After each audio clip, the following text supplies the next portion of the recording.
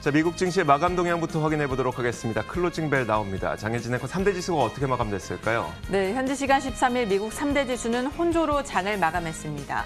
시장에서는 실업지표 호조라는 이 호재가 두드러졌음에도 불구하고 부양책 협상 지연 그리고 미국과 중국의 긴장 상태라는 불안 요인 때문에 다소 혼재된 모습이었는데요. S&P 500 지수가 장중에 사상 최고치를 터치했지만 막판에 하락폭을 키우면서 마감 기준으로는 이 기록을 이어가지 못했습니다. 특히 시스코 시스템즈가 또 실망스러운 실적 가이던스 10% 넘게 급락하면서 다우 지수의 하락을 또 주도를 했는데요. 경기 민감주들이 이날 전반적인 약세를 보였습니다. 먼저 시장 전반에 상승 탄력을 제공했던 주간 실업보험 청구자 수 지표부터 확인해 보시죠.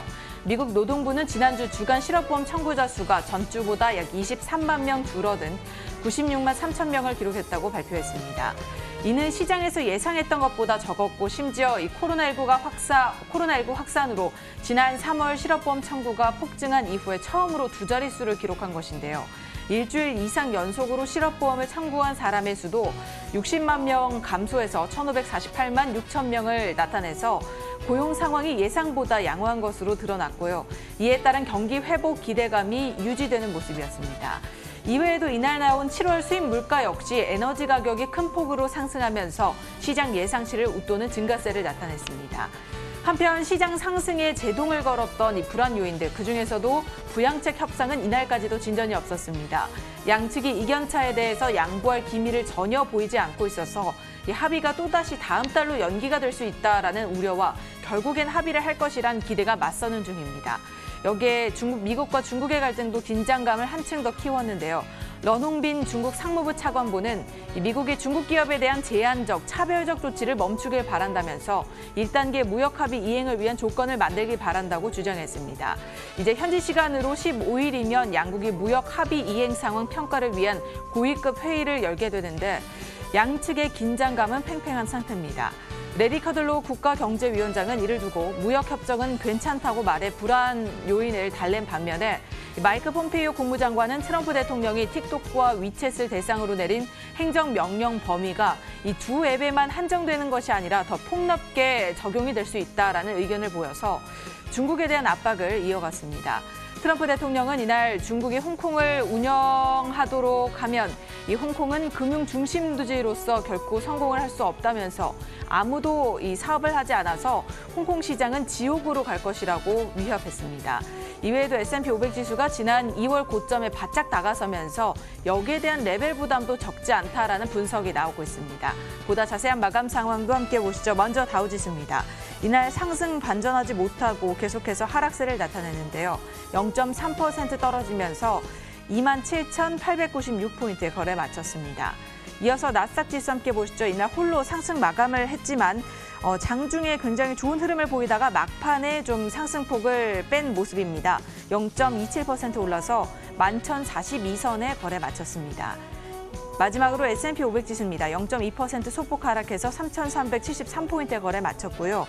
상승 반전에 장중에 사상 최고치를 터치하기도 했지만 역시나 막판에 하락폭을 키우면서 하락 전환한 것으로 보입니다.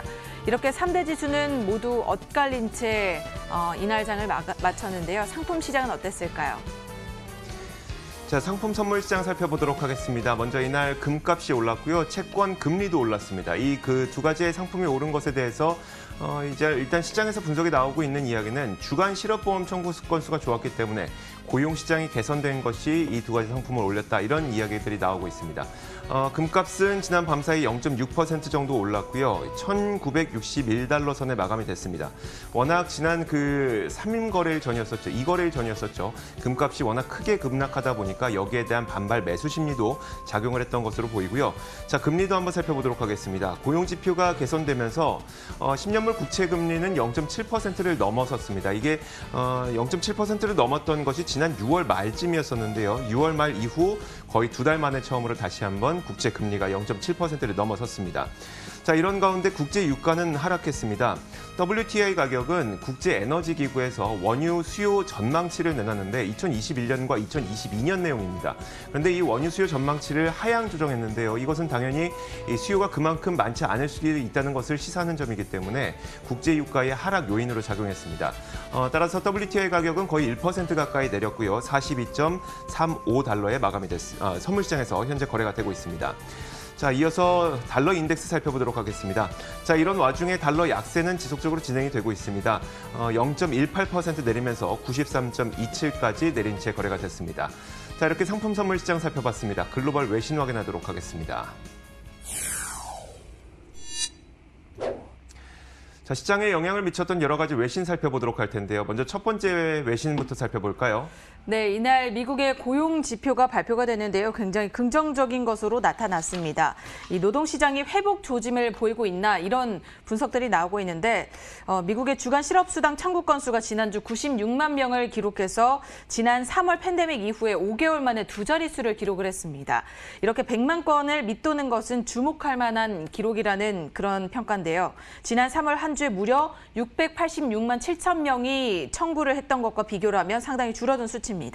이를 두고 외신에서는 코로나19 확산세가 완화하면서 경제 회복의 동력이 조금씩 생기고 있음을 보여준다면서 최악의 터널을 지나가고 있다라고 평가를 했습니다. 커들로 백악관 국제경제위원회 위원장은 이 실업 청구자 수 지표를 보고 고용시장 회복 흐름은 올바른 방향으로 나아가고 있다면서 다른 분야들도 상당한 회복세를 나타내고 있다. 이에 비교적 낙관한다고 말을 했습니다. 다만 본격 회복에 대해서는 아직 이를 거론하기에 시기상조다라는 그런 의견들이 주로 이뤘는데요. 여전히 미국 경제의 거대한 문제가 이 노동시장이라는 겁니다. 지난달 말 추가 실업수당 프로그램이 끝났기 때문에 또 이 실업보험 청구자 수가 줄었다라는 분석도 제기되는데요. 정부로부터 더 받는 돈이 없어진 만큼 수당 신청에 대한 메리트, 그만큼 혜택이 줄었다는 겁니다. 미국 의회에서는 현재 부양책에 대한 합의가 계속해서 미뤄지고 있는 상황이죠. 처리에 대한 시급성이 사라지고 있는 건 아닌지 여기에 대해서 또 우려의 목소리가 제기되고 있습니다. 일각에서는 미국 경제는 이에 따라서 여전히 부양책이 필요하다 강력하게 주장하고 있습니다. 자, 이번엔 코로나19 확진자 수와 관련해서 유럽의 상황을 한번 살펴보도록 하겠습니다. 유럽이 또다시 말썽인데요. 유럽이 요즘 휴가철을 보내고 있습니다. 그러다 보니까 유럽에서 곳곳으로 이제 서로 국가 간의 여행을 많이 즐기게 됐고 이로 인해서 이 코로나19 확진자 수가 다시 한번 급증하고 있다는 소식인데요. 이 때문에 유럽 곳곳에서 다시 여행 제한 조치 그리고 자가 격리 조치 이런 조치들을 시행하고 있다는 내용입니다. 그럼 얼마나 늘고 있을지 한번 그래프로 확인을 해보도록 하겠습니다. 자, 이게 유럽에 있는 여러 국가들의 이 확진자 수 그래프입니다. 지금 가장 위에 보이시는 이것이 바로 스페인인데요. 스페인의 확진자 수가 가장 급격하게 늘어나고 있고 그 아래로 보이는 뭐 프랑스와 그리스 그리고 독일과 이탈리아 순으로 8월 들어서서 7월 말부터 8월 들어서서 갑자기 확진자 수가 급격하게 늘어나고 있는 겁니다. 왜 확진자가 늘었는지 살펴보면 당연하죠. 이제 여름 휴가 시즌이다 보니까 특히 유럽은 국가 간 경계가 굉장히 옅습니다. 그러다 보니 서로 다른 국가로 휴가를 보내기 위해서 여행을 하게 되는데 이런 것들이 확진자를 급격하게 늘렸다는 평가가 나오고 있습니다.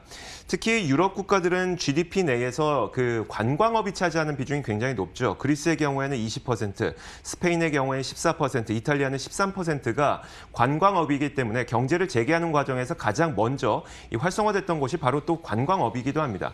관광업이 이렇게 활성화되다 보니까 당연히 확진자는 늘어날 수밖에 없는 상태이고요. 이에 따라서 이탈리아는 일부 지역에서 들어오는 여행자들에 대해서 2주간 격리 조치를 다시 시행했고요.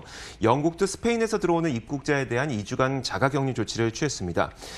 관광업을 주요 수익원으로 하는 유럽 국가들이다 보니까 이런 현상이 발생할 수밖에 없었는데 물론 다행인 것은 지난 3월처럼 완전 봉쇄는 없었다는 점이 다행이고요. 하지만 이런 점으로 미뤄봤을 때 백신 개발이 완료되지 않은 상태에서 경제 정상화까지는 아직도 시일이 좀 걸릴 것으로 보입니다. 네, 다음으로 종목 소식 이어갑니다. 극장가와 관련된 소식인데요. AMC가 드디어 이제 오는 이달 20일에 운영을 재개하겠다고 나섰습니다. 특히 극장가 중에서도 AMC는 팬데믹의 영향으로 굉장한 타격을 받았었는데요. 문을 닫은 지 5개월 만에 운영 재개에 나선다는 계획을 발표하면서 이 소식에 오늘 AMC의 주가는 10% 넘게 급등을 했습니다. 14% 넘게 올랐고요. 시간외 거래에서는 약간의 하락 움직임을 보이고 있습니다. 사실 이전에도 재개장하려고 했으나 코로나19의 재확산으로 인해서 여기에 좀 제동이 걸렸었는데요. 이번에 크리스토퍼 놀란의 영화 테넷이죠. 이 9월에 개봉할 것으로 예상이 되면서 이를 위한 준비 과정에 나선 것으로 보입니다. 여기에 하나 더 놀라운 사실은 AMC가 창립 100주년을 맞아서 이를 기념하기 위해 1920년대 영화표 가격이었던 15센트에 티켓당 15센트를 받겠다라고 발표했는데요. 이는 우리 돈으로 뭐 150원, 160원에 해당하는 금액이어서 굉장히 싼 가격에 사람들을 좀 이끌겠다, 주목을 시키겠다라는 그런 계획을 내세웠습니다. 팬데믹의 영향으로 극장 산업뿐만 아니라 필름 스튜디오 역시 주요 할리우드 영화 개봉을 미루면서 어려움을 겪어왔는데요. 이를 두고 전문가들은 과연 극장가들이 이 팬데믹 어려움을 극복해낼 수 있을지 의문이라면서 여전히 좀 불확실한 상황이다라는 분석을 내놓고 있습니다. 자, 애플이 어제 홈 트레이닝 서비스를 출시할 것이라는 이 뉴스 보도가 있었습니다. 이 때문에 피트니스 분야의 최강자라고 할 수 있는 이 펠로톤의 주가가 시간외 거래에서 4.5%나 하락하기도 했었는데요. 자, 그럼에도 불구하고 실제 장이 열렸을 때에는 펠로톤의 주가는 오히려 상승했습니다. 펠로톤이 갖고 있는 이 시장 선두 지위를 애플이 위협할 수 없을 것이라는 분석이 나왔기 때문인데 그 관련 내용을 한번 살펴보도록 하겠습니다.